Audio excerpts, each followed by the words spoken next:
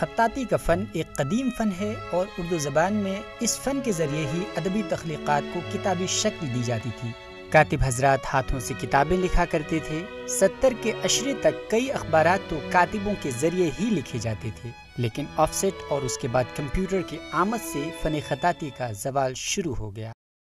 خطاطی کا جو تعلق ہے اس کو لوگ بھول رہے، یہ صحیح ہے۔ اکیڈمی اس کو زندہ رکھنا چاہتی ہے، ہم ان کو زندہ رکھنا چاہتے ہیں تاکہ کتاب کی شکل میں ساری باتیں آ جائیں اور آنے والا جنریشن اس سے مستفید ہو سکے۔ جدید ٹیکنالوجی کے سامنے فن خطاطی نہیں ٹک پائی اور جب اس کا رشتہ روزگار سے منقطع ہونے لگا تو کاتبوں کے لیے گزارا کرنا انتہائی دشوار ہو گیا۔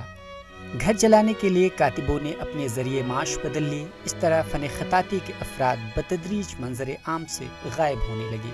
خطاطی کے اس مایوس کن دور میں بھی فن کی بقا کے لیے مغربی بنگال اردو اکیڈمی پوری کوشش کر رہی ہے۔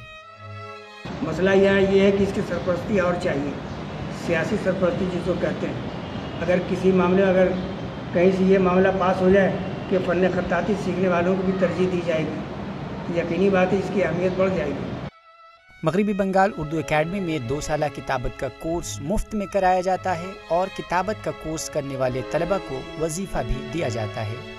جدید تکنیک کے اس دور میں فن خطاطی کے تحفظ کے لیے کتابت کے 2 سالہ کورس میں گرافک ڈیزائننگ کو بھی متعارف کرایا گیا ہے تاکہ اس کورس کو مکمل کرنے والوں کے لیے روزگار کے مواقع بھی پیدا ہو سکیں۔